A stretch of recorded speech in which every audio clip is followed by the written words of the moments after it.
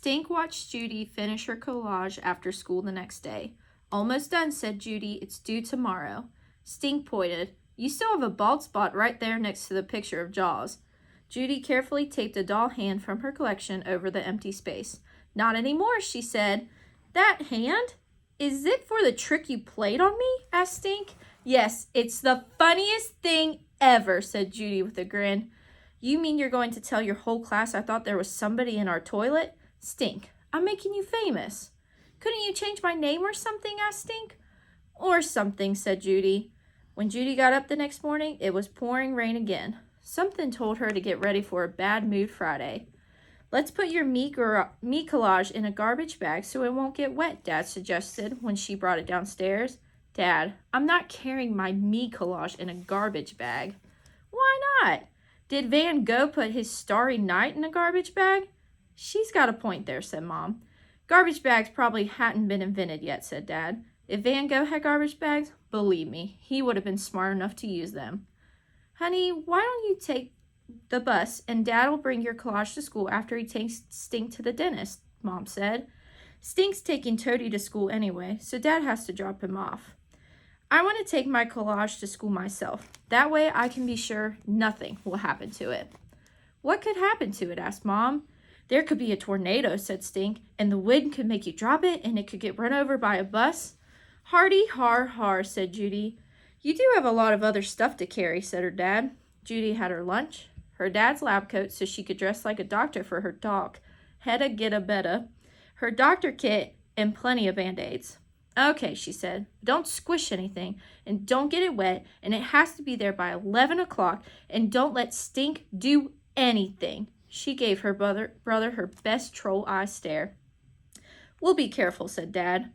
Judy rode the bus with Rocky, who practiced his squirting nickel magic trick on her for the 100th time. Okay, it works, Judy told him, wiping drips from her face. Rocky cracked up. All morning, Judy imagined things happening to her collage. What if it fell into a puddle when her father opened the car door?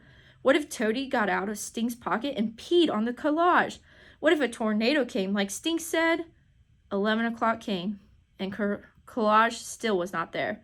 No sign of Stink or Dad. Judy could hardly listen to the other kids showing their Me Collages. She kept her eyes glued to the door of 3T. Judy, would you like to go next? Asked Mr. Todd, startling her. I'd like to go last, said Judy. Frank? I'd like to go last too, said Frank. After Judy. Judy looked at Frank's desk. Where's your Me Collage? She asked him. I didn't bring it. I'm not finished. I still don't have a club, Frank whispered. Where's yours? My brother's supposed to bring it, said Judy. She glanced out the door again. There he was. Stink motioned for her to come out in the hall. Stink looked sick. What's wrong? Judy asked. If I tell you, said Stink, you'll be in the worst mood ever. Where is it? Asked Judy. Did you drop my collage in a puddle? Did Toady pee on it? No, said Stink. Not that. Where is it? She asked again. Dad's in the boys' room, drying it off. Judy ran to the boys' room, pushed the door open, and went right in. Crumbled paper towels were everywhere. Dad! Judy? Is it ruined? Let me see.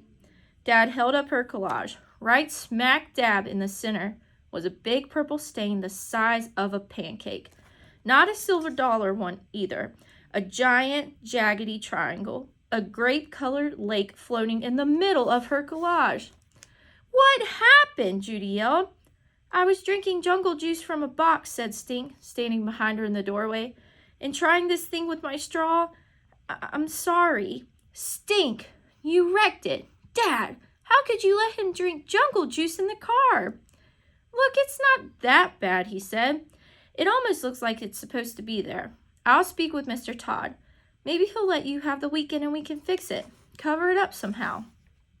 Maybe we can erase it, said Stink, with a giant eraser. Let me see. Judy held up the collage, looking at it over. Even with the purple stain, she could still see the rainforest with Dr. Judy Moody in the middle. And none of the Band-Aids had come off. Never mind, said Judy. Never mind? Asked Dad. It's okay, she said. At least it didn't get run over by a bus in a tornado. It's okay? Asked Stink. You mean you're not going to put a rubber foot in my bed or anything? No, said Judy. She grinned at her brother. But that's a good idea. Look, honey, I know you worked forever on this. We'll make it up to you somehow. I know what to do. Stink, let me have your black marker. They all went into the hall, and Stink dug a marker out of his backpack. Judy set the collage on the floor and drew a black outline around the big purple triangle. Are you cuckoo? Asked Stink. That's just going to make it stand out more. That's what I want, said Judy. Then it looks like it was supposed to be there all the time. I'm proud of you, Judy, said Dad. The way you took an accident like this and turned it into something good. What's it supposed to be? Stink asked. Virginia, she said. The state of Pocahontas and Thomas Jefferson. The place where I live.